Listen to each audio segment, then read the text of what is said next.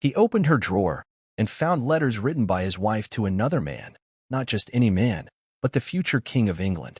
After 30 years of silence, Andrew Parker Bowles is breaking his silence, and what he reveals about Queen Camilla is nothing short of explosive. In a stunning confession, he claims he discovered secret, handwritten love letters Camilla penned to Prince Charles while they were still married. The affair that rocked the monarchy wasn't speculation, it was written in her own hand. What exactly did the letters say? How long did the betrayal last? And why is Andrew speaking out now, decades later? What you're about to hear could change how we see the royal love triangle forever. Before we continue, please hit the like button, subscribe to the channel, and turn on the notification bell for updates. It was a secret buried for decades beneath royal propriety, polished pearls, and the echoing footsteps of monarchy. But now, after 30 years of silence, Andrew Parker Bowles is speaking out, and what he has to say could shake the foundation of Britain's most famous love triangle. In a revelation that has stunned palace insiders and intrigued royal watchers around the globe, the former husband of Queen Camilla has finally confirmed the long-whispered reason for their divorce. He caught her writing love letters. Not just any letters, but intimate, handwritten expressions of love sent secretly to Prince Charles, while she was still his wife. Yes, it wasn't a rumor. It wasn't royal gossip fabricated by the tabloids. It was her own handwriting, her own words, professing love to a man who would later become King Charles III. And according to Andrew Parker Bowles, it was the discovery of these very letters that brought their marriage to its breaking point. A marriage that had appeared from the outside as stable, even traditional, now reveals itself to have been riddled with betrayal, deception, and hidden longing. For decades, the true story of their separation remained elusive, tucked away in royal biographies, hinted at in interviews, but never confirmed. Until now. But how did it come to this? How did the once proud cavalry officer, decorated for his service and respected within aristocratic circles, come to find himself the betrayed husband of a woman destined to be queen consort? And what does it mean that he's speaking now, decades after the ink on those love letters had dried, and years after the entire world had witnessed Charles and Camilla's romance come full circle with a royal wedding? To understand the magnitude of this revelation, we must first return to the beginning, before titles, before scandal, before the world knew them as Charles and Camilla.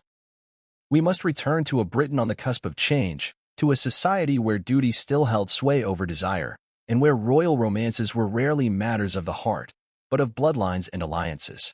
In this landscape, a young Camilla met a dashing prince, and a tangled web of love, loyalty, and heartbreak began to spin.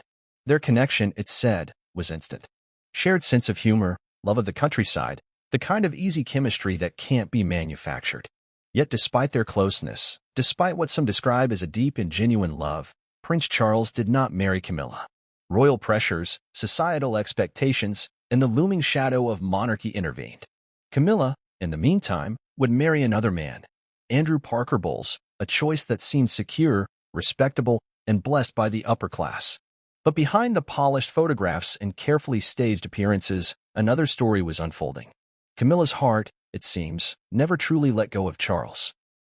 And Charles, too, could never quite forget Camilla. As Charles's own marriage to Princess Diana unraveled in the public eye, the rumors about his ties to Camilla intensified. But few realized that this complicated emotional triangle extended back years earlier, into the quiet moments of Camilla's first marriage. This is where Andrew Parker Bowles' revelation becomes pivotal. While the world speculated about an affair during Charles's troubled marriage to Diana, Andrew's account rewinds the timeline. The affair didn't begin during Charles and Diana's breakdown. It began, or perhaps never ended, during Andrew and Camilla's marriage. It was during this time, he now says, that he discovered handwritten letters, secret, private messages Camilla had penned to Charles. Words of longing, affection, maybe even love. Imagine that moment. Andrew, the traditionalist, the military man, the respected officer, coming home from duty or preparing for a polo match, only to stumble upon the one thing no spouse ever wants to find. Not whispered suspicions, not vague behavior, but physical proof. Her own handwriting, her own words, and not to a stranger, to Charles, the future King of England. It's the kind of betrayal that doesn't just cut deep, it shatters everything. Trust, pride, identity. For years, Andrew had remained publicly stoic, a man of few words when it came to his high-profile marriage. When Camilla and Charles eventually reunited, married, and took on the public roles of queen consort and king, Andrew remained in the background, respected, largely silent, occasionally present at royal events, and always dignified. But silence doesn't mean absence of truth. And now, 30 years after their split, he's telling the truth that he lived with all this time. And perhaps even more shocking than the affair itself is the way he found out. Through her handwriting. Through letters that should have never been sent, and certainly never been found. Why speak now? That's the question on everyone's mind. Is it a final act of closure?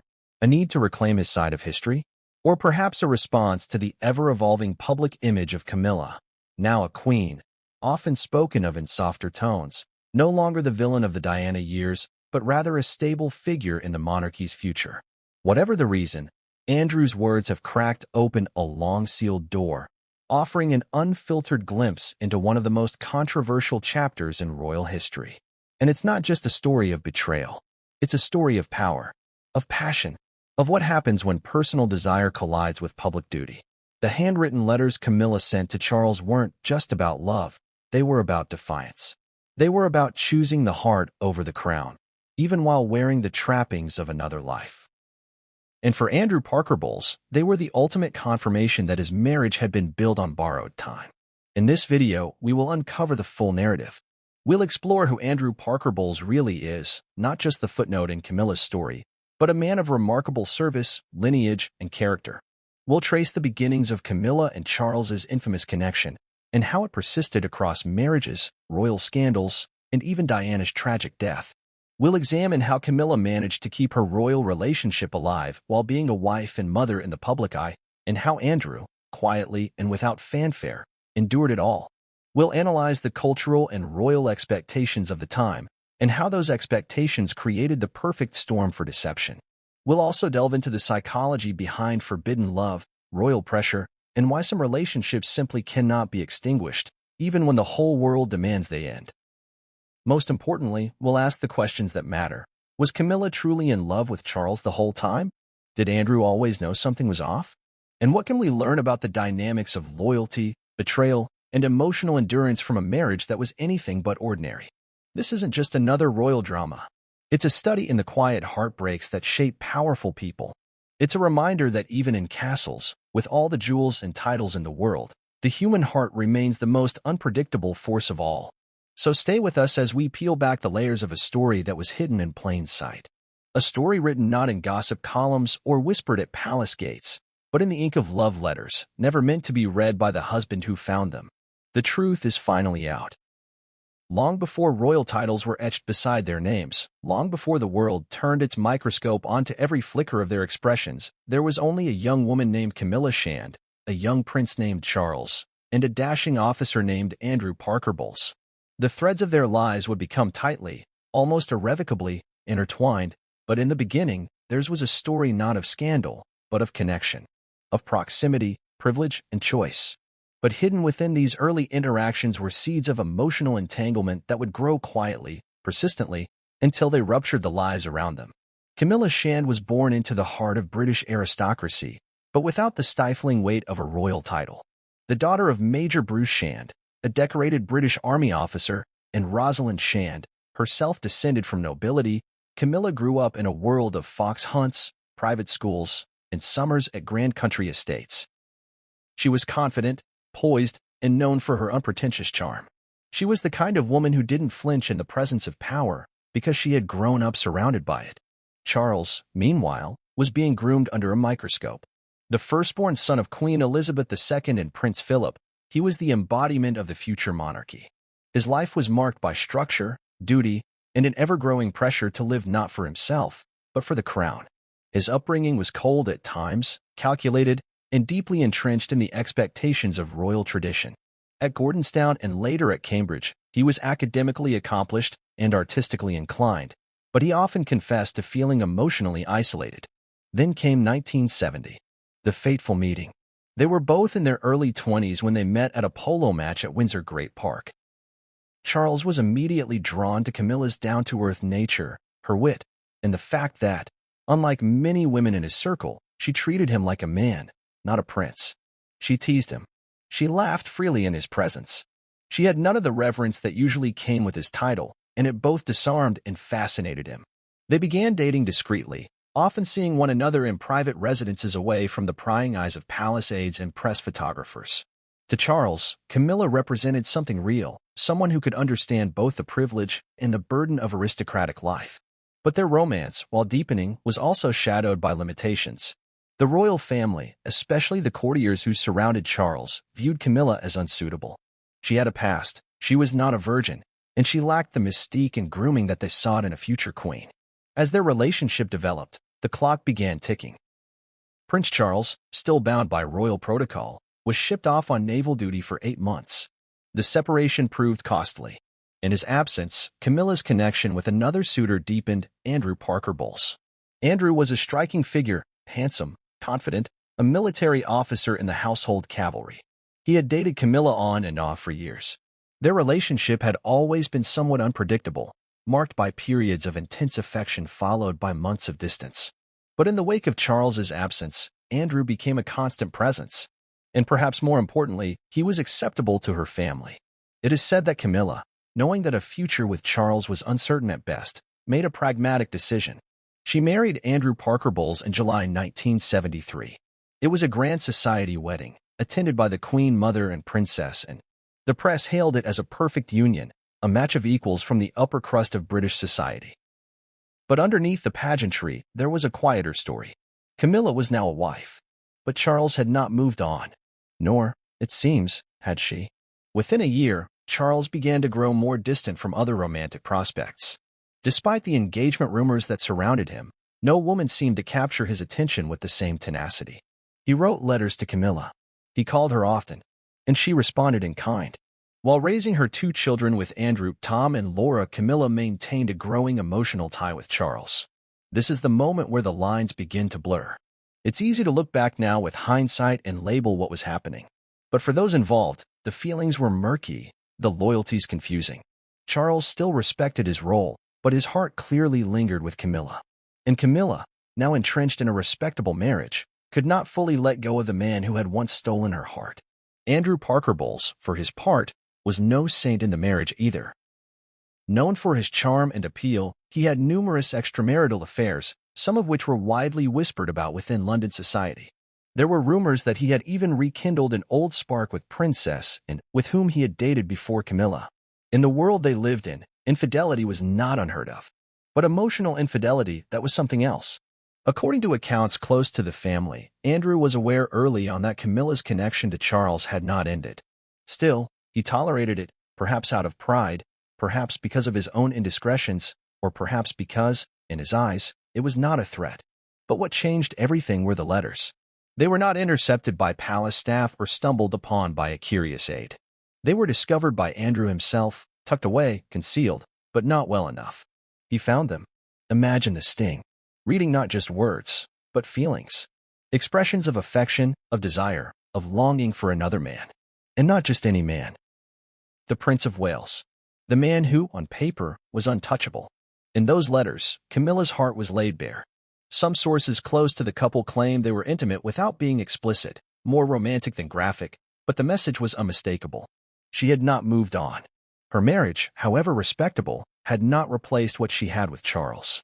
This discovery, Andrew later confessed, was the moment he could no longer deny the emotional betrayal. While he may have strayed physically, Camilla's emotional infidelity, her continued devotion to another man, cut far deeper. The marriage began to unravel. Slowly at first. Publicly, they remained together, attending events and appearing in society columns. But behind closed doors, the strain was evident. Arguments became more frequent. Resentment settled in. By 1995, the divorce was finalized. Officially, it was explained as a mutual decision. There was no public mudslinging, no salacious interviews. But those close to the family knew the truth. The emotional affair with Charles had never truly ended. And for Andrew, the discovery of those letters made it impossible to continue. In the years that followed, Camilla's relationship with Charles became more overt. After Diana's tragic death in 1997, the path was eventually cleared for Camilla to become a more public presence in Charles's life. They were photographed together, slowly integrating her into royal duties. By 2005, they were married. The woman once dismissed as unfit for a royal future was now officially the Duchess of Cornwall and eventually Queen Consort. And Andrew Parker Bowles? He remained a figure of quiet dignity. He remarried, continued his military service, and was even seen at events involving Camilla and Charles. For years, he never spoke publicly about the true cause of their divorce. Until now. His confirmation that he discovered Camilla's love letters to Charles isn't just a revelation. It's a rewrite of royal history. It reframes the scandal not as a post-Diana affair, but as a much earlier betrayal, one that began while Camilla was still legally bound to another man. This early connection, this tangled triangle between Camilla, Charles, and Andrew, lays the foundation for everything that followed. It tells us that what we thought we knew about the timing of their love affair was incomplete. It tells us that the royal romance we now accept as enduring was, in fact, born in deception. But perhaps most importantly, it tells us that love, real, messy, irrational love, doesn't always respect the lines drawn by society or marriage. And when that love involves royalty, the consequences are felt far beyond the hearts of those directly involved. By the mid-1970s, the marriage between Camilla and Andrew Parker Bowles was already under significant strain, though from the outside it retained all the trappings of a respectable union. They were a celebrated couple within elite British circles, attending polo matches, high society galas, and royal events with grace and poise. But behind the poised smiles and polished public appearances was a marriage slowly crumbling from within. The initial enchantment had eroded, and what remained was a growing emotional chasm that neither could ignore. It is important to understand that the Parker Bowles marriage was, in many ways, built more on practicality and societal expectations than on enduring passion. When Camilla married Andrew in 1973, there were whispers even then that she was choosing stability over romance. She had loved Charles, but he had gone to sea, and there had been no indication from the palace that their relationship would be sanctioned or supported. Andrew, for all his philandering ways, was a stable, acceptable match. He was a military officer with royal connections. He was, in every sense, a safe choice. But the safety that Camilla sought quickly became a gilded cage. Andrew's infidelities were not secretive nor occasional. They were frequent, shameless, and, by some accounts, even deliberate. Within just a few years of marriage, it was widely known in aristocratic circles that Andrew was not a faithful husband. He had maintained a cordial relationship with Princess and one that bordered on flirtatious. There were also whispers about affairs with debutantes, actresses, and even mutual friends. His charm was magnetic, and he knew it. Camilla, despite the emotional wound she carried from being separated from Charles, initially tried to maintain the facade of a functioning marriage. She immersed herself in motherhood, raising their children, Tom and Laura, and maintaining the family's social obligations. To the world, she played the role of dutiful wife and mother with quiet grace. But privately, she was battling a growing sense of isolation, of emotional starvation. Her continued communication with Prince Charles was a lifeline. It was never completely severed. Even in the earliest years of her marriage, Charles remained a constant, through letters, phone calls, and occasional discreet visits. Though their physical relationship may have gone dormant temporarily, their emotional connection never truly faded.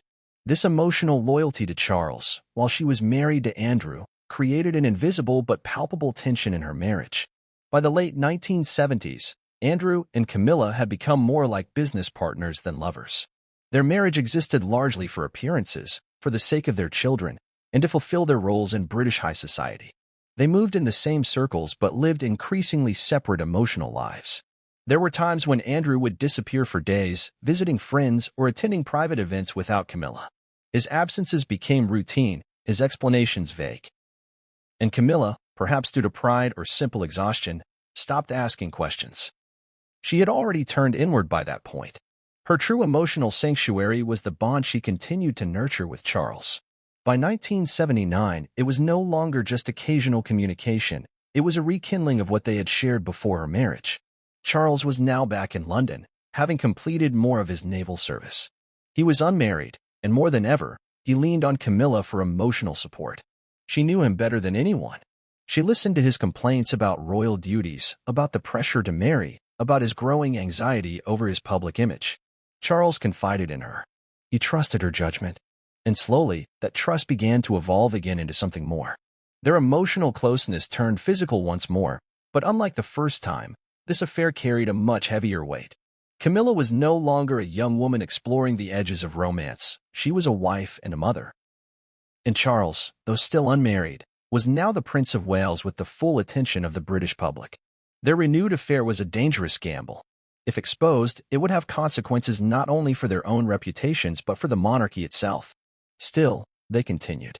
They met at secluded country houses, exchanged letters filled with affection and coded references, and maintained their facade in public. Friends who were close to the couple at the time have said that Camilla seemed lighter when she returned from visits with Charles.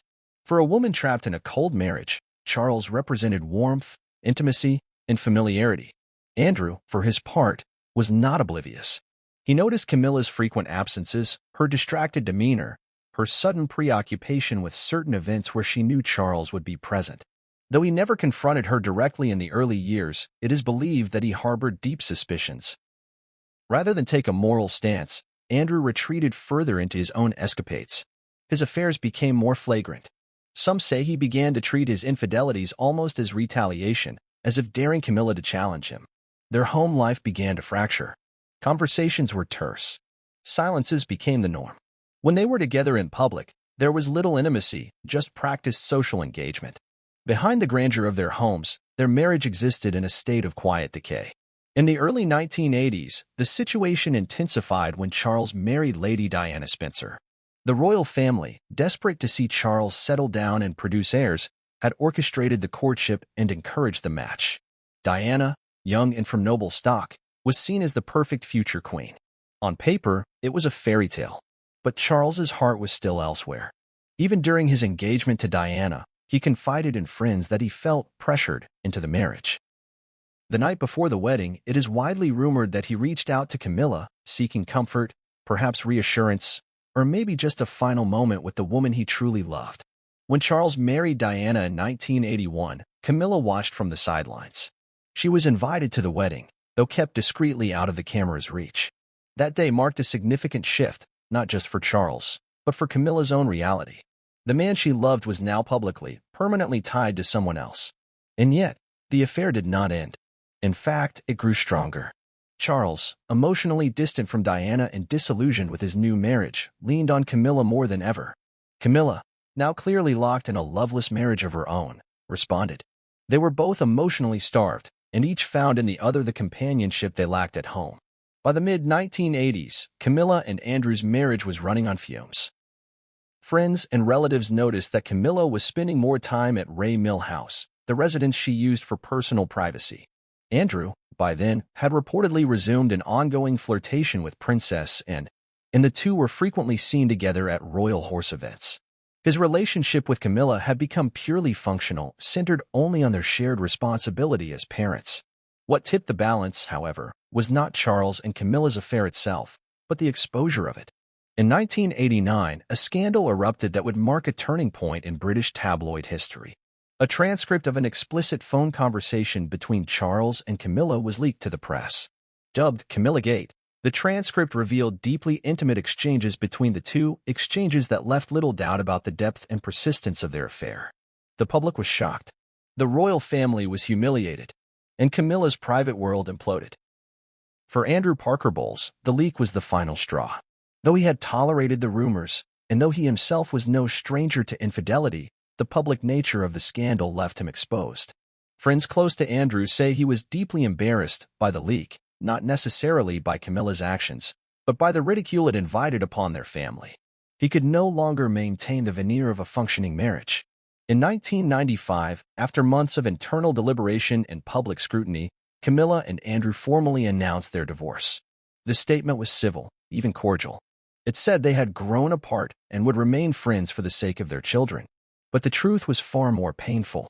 The emotional wounds were deep, and the betrayal on both sides was irreparable. Their divorce did not just mark the end of a marriage. It signaled a transformation in the narrative that had surrounded Camilla for decades. She was no longer just a mistress. She was now a divorced woman, emotionally and publicly connected to the future King of England. And that reality came with consequences she was only beginning to understand. Following her divorce from Andrew Parker Bowles in 1995, Camilla found herself in an unprecedented and precarious position. She was no longer simply Charles's secret confidant or occasional companion. She was now untethered, publicly shamed, and entirely exposed as the woman behind one of the most scandalous affairs in modern royal history. The phone call transcript known as Camilla Gate had already thrown a harsh spotlight on her relationship with the heir to the throne. Now, with her divorce final, Camilla had become a figure of intense public scrutiny and tabloid obsession. Yet despite the setbacks, a new chapter was quietly taking shape, one that would eventually see her ascend from mistress to consort. Camilla's return to single life was not an ordinary one. There were no carefree evenings out or quiet retreats. Her every move was dissected by the press. She was labeled a homewrecker, the other woman responsible for the deterioration of the fairy tale marriage between Prince Charles and Princess Diana. The public's hatred toward her was palpable. Her name was booed in public spaces, her photographs vandalized on magazine covers. Overnight, she became one of the most vilified women in Britain. Still, Camilla held her ground. She withdrew from public appearances and refused to grant interviews. Instead of attempting to defend herself in the media, she adopted a strategy of silence, an approach that would prove, in hindsight, to be incredibly wise. Behind closed doors, she and Charles remained in close contact. The prince, by then separated from Diana and battling public disapproval of his own, stood by Camilla quietly but steadfastly. Their bond remained unshaken, perhaps even strengthened by the adversity they now faced together. The late 1990s were a period of recalibration for Camilla. She spent her time at Raymill House, a property she purchased in Wiltshire after her divorce. There, she maintained a quiet, private lifestyle, only occasionally seen at discreet gatherings or in the company of longtime friends. Despite the social ostracization, she received unwavering support from a core group of aristocratic allies who understood the complexity of her relationship with Charles. Meanwhile, Charles began a subtle campaign to reintroduce Camilla to royal life, not through grand announcements or overt gestures, but through careful orchestration. He began including her in private family gatherings, hosting quiet dinners with trusted friends, and gradually integrating her into the Prince of Wales's social calendar. One of the earliest signs of her rising profile came in 1998 when Prince William, who had long resented Camilla for her role in his parents' troubled marriage, finally agreed to meet her. That meeting was more than symbolic. It marked a tentative shift in the family dynamic. William, by then a teenager grappling with the public implosion of his family, was under immense emotional strain. The meeting between him and Camilla was said to be awkward and brief, but civil, a small victory in a highly volatile family saga. Prince Harry, on the other hand, was more reluctant. His bond with Diana was fierce and unyielding, and any perception of replacing her was met with instinctive resistance. Yet Charles persisted. He knew that for Camilla to eventually become a part of his public life, his sons had to at least tolerate her presence. As the years passed and Diana's tragic death in 1997 reshaped the monarchy's public narrative, the door to Charles and Camilla's future began to creak open. The nation mourned Diana deeply, and for a time, the idea of Charles moving forward with the very woman associated with Diana's heartbreak was considered unthinkable. The monarchy itself was in crisis, but time, strategy, and a well-coordinated PR effort gradually began to reshape public opinion. It was around this time that Mark Bolland, Charles's newly appointed deputy private secretary, stepped in with a focused goal: to rehabilitate Camilla's image. Bolland orchestrated a media campaign that slowly began to portray her as a supportive companion, a woman of discretion, intellect, and humor. Instead of the cartoonish villain the tabloids had painted, Camilla was rebranded as a woman who had endured years of public abuse with quiet strength. Public appearances were carefully curated. Camilla was introduced at events in incremental steps. The most significant moment came in 1999 when Charles and Camilla were photographed leaving the Ritz Hotel after celebrating the 50th birthday of Camilla's sister. It was their first official public appearance together, and the image marked a turning point. It signaled to the world that they were no longer hiding. Their relationship was real, and they would no longer pretend otherwise. The years that followed were a study in patience and meticulous planning. Charles and Camilla moved slowly, deliberately. In 2000, Camilla met the Queen for the first time in a private capacity. The meeting, though brief and described as formal, was symbolically monumental. The Queen had long maintained a chilly distance from Camilla, not necessarily out of personal disdain, but out of reverence for Diana's legacy and the sanctity of the monarchy. For her to finally meet Camilla signaled royal recognition, even if only quietly. Charles, acutely aware of the stakes, continued to push for Camilla's gradual inclusion into royal duties. In 2003, she moved into Clarence House, Charles's official residence, though her presence was still kept out of public ceremonies. Yet behind the scenes, she had become a de facto consort, assisting Charles in hosting dignitaries and attending charity events in a private capacity. The question of marriage lingered like a storm cloud. Could the Prince of Wales truly marry the woman with whom he had conducted an affair? Would the Church of England allow it? Would the public accept it? These questions reached a climax in 2005 when Clarence House announced that Charles and Camilla would finally marry in a civil ceremony on April 9th of that year. The announcement was met with mixed reactions. Some applauded the couple for their perseverance and devotion. Others, particularly those still mourning Diana, expressed outrage and disbelief. The marriage itself was carefully staged. The civil ceremony was held at Windsor Guildhall, followed by a religious blessing at St. George's Chapel in Windsor Castle. The Queen and Prince Philip did not attend the civil portion but were present at the blessing, a subtle yet deliberate gesture of endorsement without full participation. Camilla, now legally married to the heir to the throne, was granted the title Duchess of Cornwall. Significantly, it was announced that she would not be known as Princess of Wales, a title still strongly associated with Diana. Public opinion, though divided, had softened. A decade earlier, the idea of Camilla marrying Charles would have ignited public fury. But by 2005, after years of careful planning and image management, the nation's rage had cooled into reluctant acceptance. Camilla's transition into royal life was not immediate nor glamorous. She undertook it with cautious humility.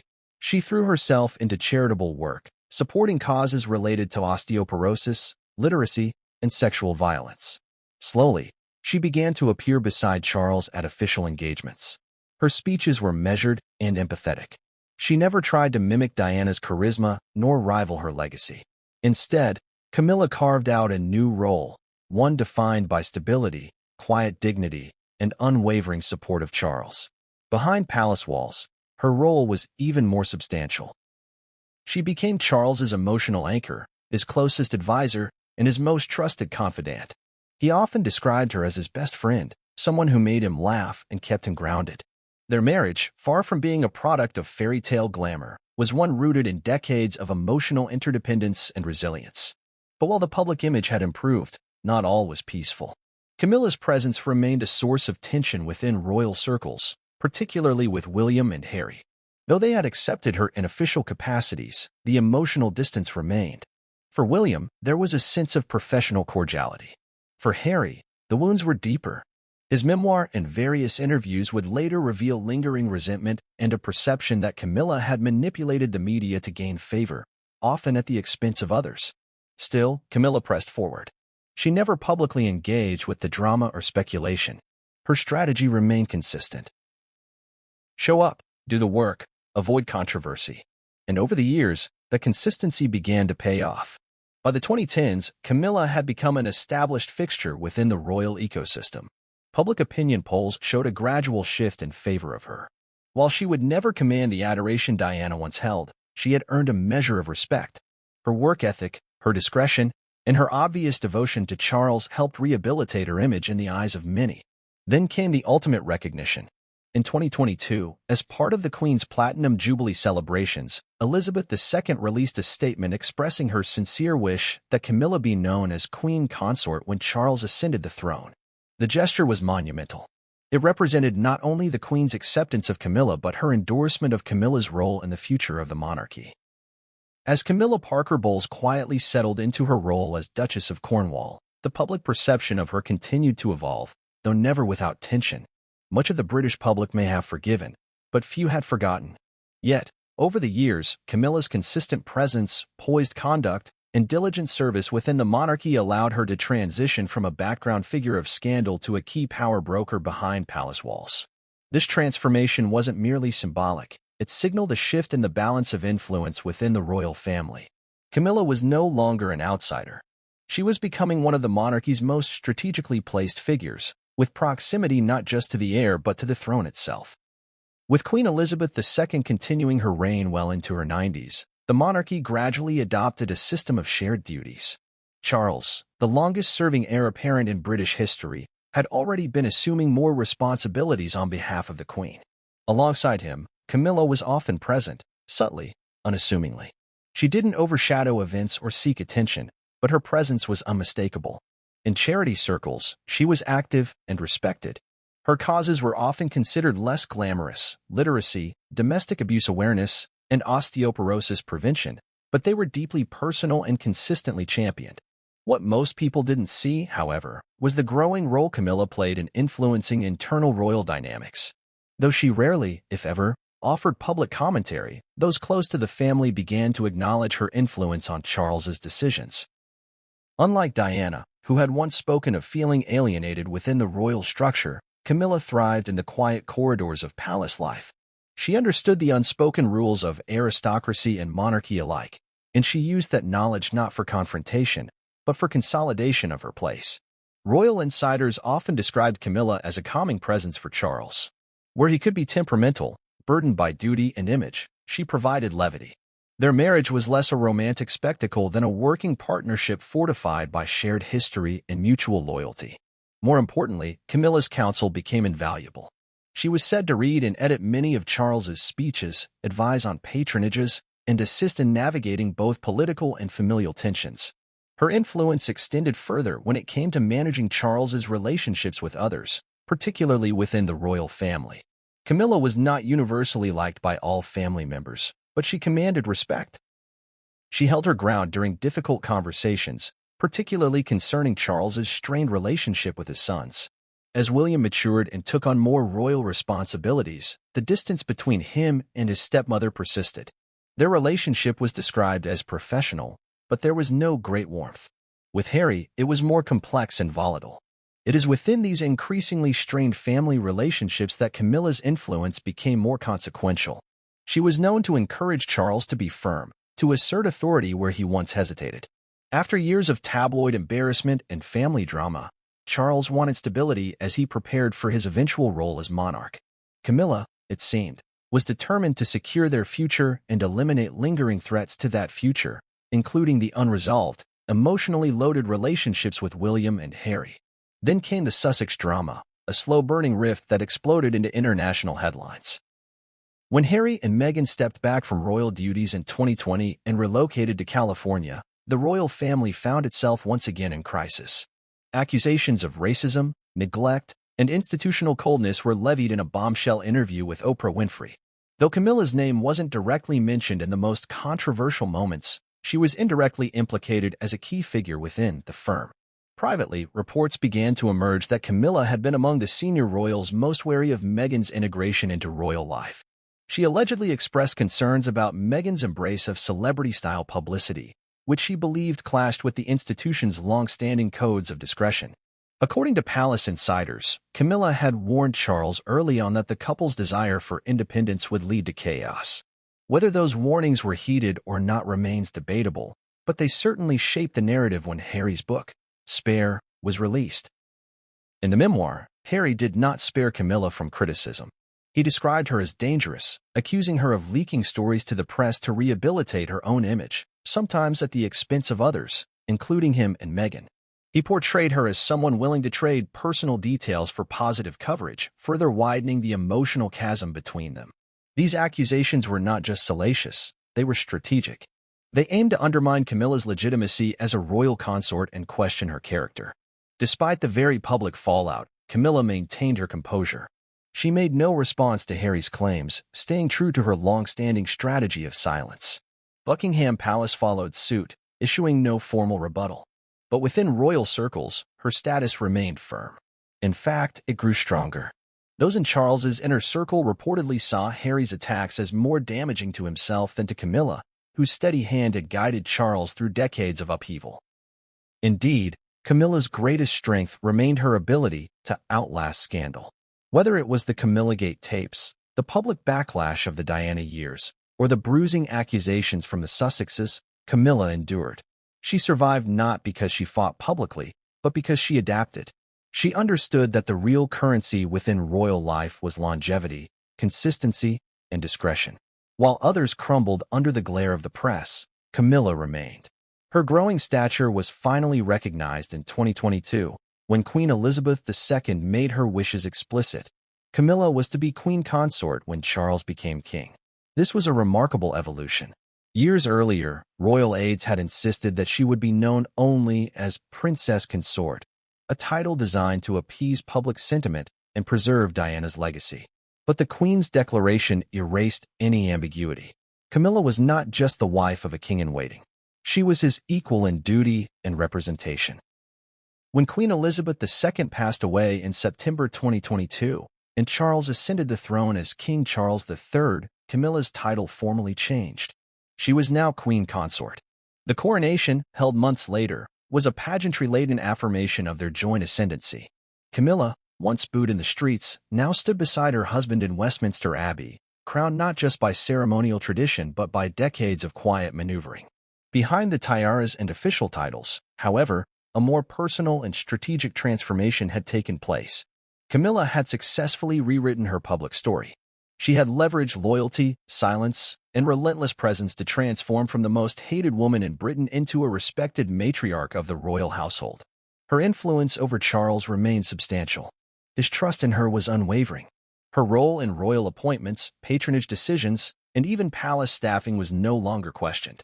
There were whispers, some loud, some subdued, that Camilla had also begun to exert influence over the broader shape of the royal family's future. Sources close to the palace suggested that she had Charles's ear on decisions regarding the titles and roles of his grandchildren. She was rumored to have taken a particularly strong interest in the education and public formation of Prince George, viewing him as the monarchy's long-term future and encouraging Charles to establish a clear line of mentoring. And yet, for all her behind-the-scenes influence, Camilla remained polarizing. In the court of public opinion, she was often viewed through two lenses. To her supporters, she was the woman who restored Charles's happiness, provided him with intellectual companionship, and modernized the concept of consortship. To her critics, she remained a shadowy figure who had benefited from the chaos left in Diana's wake. But perhaps the truth lies somewhere in between.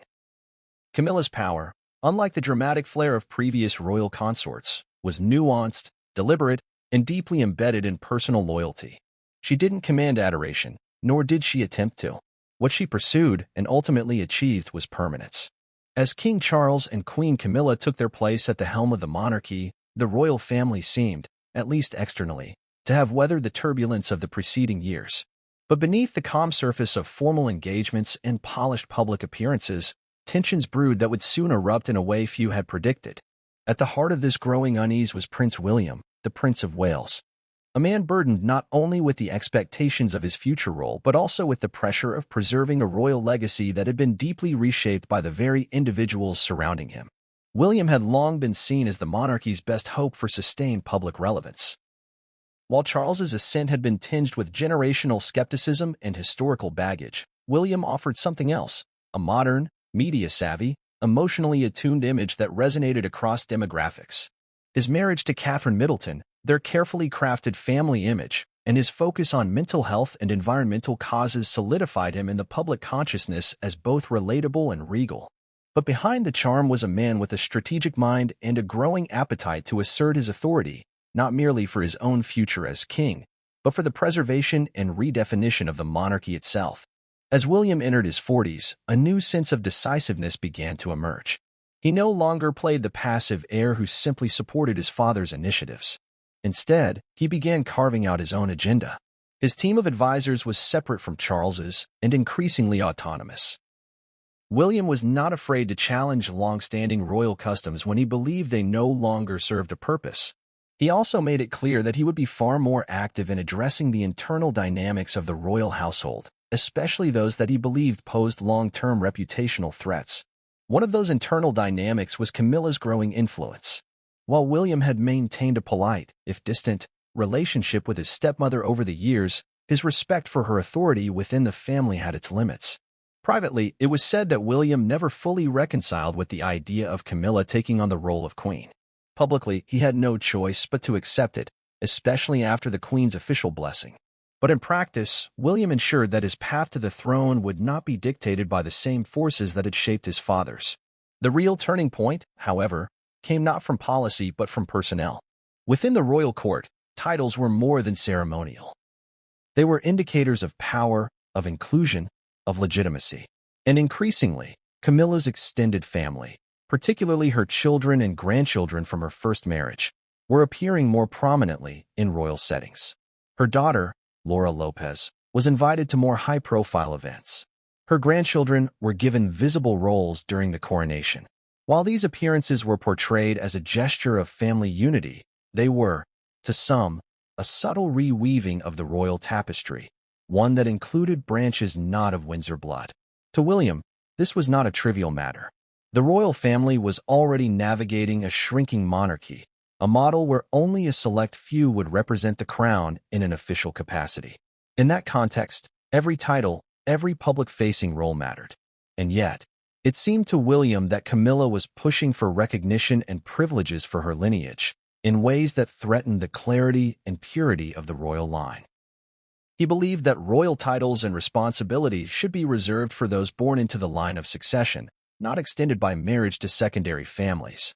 This disagreement would grow into a full-fledged confrontation in early 2025. Behind palace doors, a debate intensified over whether Camilla's grandchildren should receive honorary positions, future titles, or expanded roles during key royal occasions.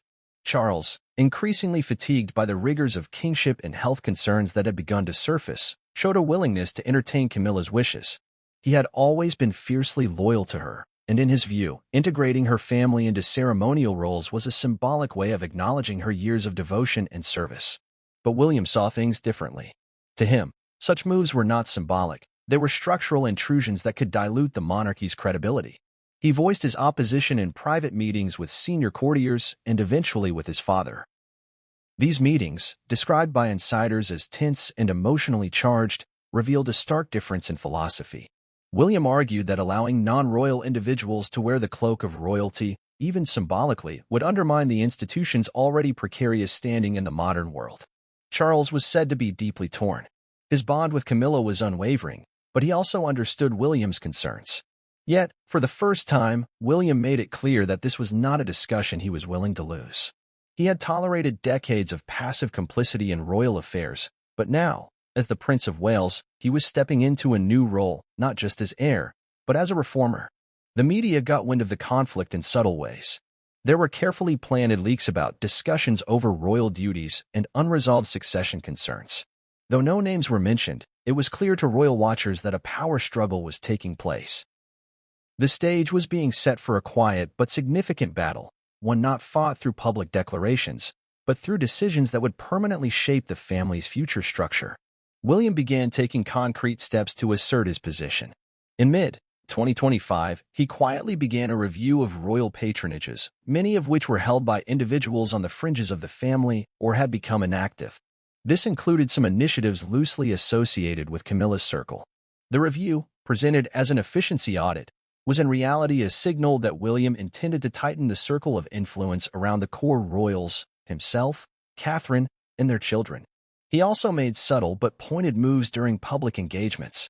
At official events, the seating arrangements, order of procession, and photo ops began to reflect a hierarchy that emphasized the direct line of succession.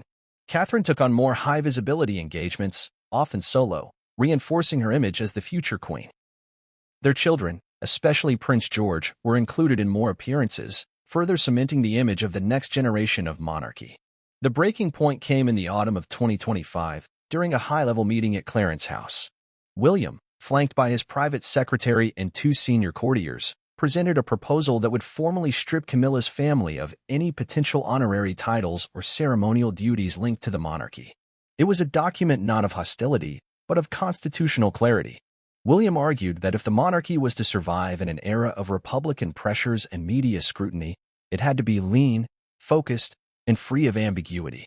Charles was reportedly stunned. He had anticipated resistance, but not this level of assertiveness. The meeting lasted several hours and ended without a formal resolution. But the message was clear: William would not back down. In the days that followed, Charles and Camilla retreated to Balmoral for what aides described as personal reflection. For the first time, the king appeared caught between his love for his wife and his recognition of his son's growing authority. The tension reached the public sphere when Buckingham Palace issued a brief, seemingly routine press release. Going forward, only working members of the royal family born into the House of Windsor would hold official ceremonial roles and titles. No names were mentioned, but the implications were unmistakable. Camilla's family had been quietly but formally sidelined. The fallout within the royal household was immediate. Camilla was said to be devastated. She had never demanded a throne for her children or grandchildren, but she had hoped for acknowledgement. To her, the exclusion felt like a repudiation not only of her family but of her place within the monarchy itself. Though she maintained her composure in public, those close to her described her as withdrawn, wounded, and quietly furious. William, meanwhile, faced a different kind of storm. Public reaction was mixed. Some praised his decisiveness and long-term vision. Others accused him of being cold, even ruthless. But within the palace, there was a growing recognition that a shift had occurred. The monarchy was no longer in the hands of an aging king burdened by the past. It was being shaped by a future king determined to reclaim the narrative. And while Charles remained on the throne, it was increasingly clear that the center of gravity had moved. William was no longer just preparing to be king. He was already acting like one. Inside the stately walls of Clarence House, the silence had grown deafening. After the stunning and, to some, humiliating decision to revoke any ceremonial roles or recognition from Camilla's family, a private storm was brewing behind the scenes. Camilla, who had long endured public scrutiny and personal attacks with stoic grace, found herself at the center of a power struggle not of her making, but certainly affecting everything she had fought to build. For years, Camilla had lived in the shadow of history. Her relationship with King Charles had been forged in controversy and tested by decades of public rejection. But she had risen, slowly, deliberately, and against the odds, to the rank of queen consort and eventually queen. That journey had not been without scars. She had learned to navigate the labyrinthine rules of the royal court, had softened her public image, and had kept a quiet but powerful influence over the king. But now, in the twilight of her long ascent, that power was being stripped away, not by the public or the press, but by her own stepson. Privately, Camilla was furious. Those closest to her described an uncharacteristically raw and emotional response. She saw William's actions as not only a rejection of her family but as a personal betrayal. It wasn't about titles or status, it was about respect, about recognition of her contributions to the crown. In her eyes, William's move was not strategic but vindictive, a final assertion that she and her children were never truly part of the royal bloodline, never truly accepted, never truly safe. Camilla's relationship with William had always been carefully managed. There was cordiality in public, perhaps even a degree of warmth on occasion, but trust was never deeply embedded. The distance had always been there, masked by palace etiquette and dutiful smiles. But now, that facade had shattered. Their private conversations ceased entirely in the weeks following the royal announcement. Messages were relayed through staff. Events were attended with forced civility. Behind every posed photograph was a chasm widening by the day. Charles was caught in the middle, and for a monarch already battling exhaustion and lingering health concerns, the strain was almost unbearable. He loved his wife, her companionship, her counsel, her loyalty. But he also recognized William's emerging dominance within the monarchy structure. In many ways, Charles had begun to hand over the reins even before the public realized it. The modernization efforts, the leaner royal model, the recalibration of public engagements, all bore William's fingerprints. Charles found himself in the impossible position of being both king and mediator, and the burden weighed heavily on him. Within the court, the power shift became palpable. Camilla's loyal allies found themselves increasingly sidelined. Private secretaries who had once been fixtures in royal planning meetings were no longer consulted. Long-standing projects tied to Camilla's charitable interests were quietly reviewed and, in some cases, reassigned under new patronage. The palace communications team, once evenly balanced between Charles and Camilla's spheres of influence, now took strategic direction directly from William's office. A new royal order was being imposed, not with fanfare, but with quiet, procedural efficiency. It was in this atmosphere that Camilla began to fight back, not through open rebellion, but through more subtle, calculated measures. She reached out to her long-standing media contacts, individuals she had built relationships with over the years who could be counted on to spin narratives in her favor. Suddenly, anonymous sources began to appear in British tabloids and broadsheets, hinting at a growing rift within the royal family and a queen feeling isolated. The coverage was never overtly critical of William, but the implications were unmistakable. Camilla was reminding the world of her relevance, her dignity, and her resilience. Behind palace doors, however, Camilla was more direct. In one particularly tense meeting with Charles, she reportedly demanded an explanation. How could he, after all their years together, allow their family to be erased from royal recognition? Charles, weary and torn, had little comfort to offer. He did not explicitly defend William's actions, but nor did he move to reverse them. His silence was interpreted as complicity, and the emotional wound it left in Camilla was profound. Sources close to the Queen said she became withdrawn, limiting her public appearances and curtailing her private engagements. Events she would once eagerly host were canceled or delegated. Her public smiles became rare, and her statements brief. Even her wardrobe shifted. Once filled with vibrant colors and bold jewelry, she now favored muted tones and simpler styles, a reflection, perhaps, of her inner turmoil. But Camilla was not one to languish in defeat for long. Slowly, she began to reassert her presence, not within the structures of royal power, which were now firmly in William's grip, but in the court of public opinion. She granted discreet interviews to friendly biographers, revisited her most successful charity initiatives with renewed vigor, and began cultivating relationships with the younger members of the aristocracy, those who would shape the monarchy's image in the years to come. One of the Queen's more strategic moves was to lean heavily into her role as a grandmother. Though her grandchildren had been formally excluded from royal roles, Camilla ensured they remained visible through softer media. She was photographed taking them to public events, attending their school functions, and celebrating their milestones. These appearances were framed not as royal duties, but as family moments, deliberately contrasting the formality of William's line with the warmth of her own. Simultaneously, Camilla began aligning herself more closely with Charles's siblings, particularly Princess and Prince Edward. Both had, in different ways, maintained a distance from the more controversial elements of the royal drama, and their support offered Camilla a semblance of institutional backing. Together, they began to emphasize the idea of a wider royal family, one that included extended relations and valued traditions of inclusion over exclusivity. This narrative found fertile ground in a British public increasingly skeptical of the monarchy's direction. While William and Catherine remained popular, there was a growing chorus of voices questioning the ruthless efficiency of the new royal machine. Was tradition being sacrificed for optics? Was empathy being lost in the pursuit of relevance?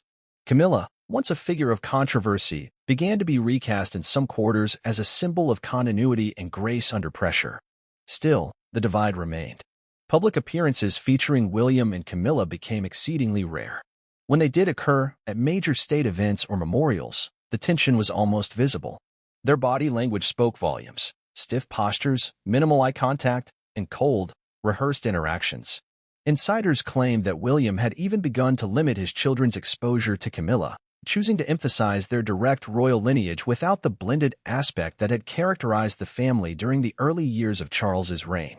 Camilla, for her part, refused to be written off. In her speeches, she began to speak more openly about family and resilience, using language that resonated beyond the palace gates. She championed causes related to blended families, women's rights, and generational healing, each theme subtly echoing her own experience within the royal household. Audiences responded with surprising sympathy. Camilla, once vilified, was now seen by some as the overlooked matriarch, struggling to protect her family's dignity in a world that had deemed them expendable. One particularly poignant moment came during a speech at a literary charity event, where Camilla spoke of the strength it takes to be quiet when the world wants you to scream, and the grace of those who walk away without slamming the door. The crowd erupted in applause. To the casual observer, it was just another speech. But to those who understood the context, it was a veiled declaration. Camilla had lost a battle, but she had not surrendered the war. The press picked up on these undertones. Think pieces emerged, examining the Queen's role within the monarchy's new hierarchy. Some commentators praised William's decisive leadership. Others decried what they saw as a cold marginalization of a woman who had given her life to supporting the crown. The public, ever hungry for palace intrigue, Watch with renewed fascination as the story unfolded, not through scandalous exposés, but through a series of symbolic gestures, passive-aggressive interviews, and calculated absences. In the final months of 2025, a new royal Christmas portrait was released. It featured King Charles, William, Catherine, and their children, all dressed in regal attire, smiling in a carefully arranged tableau.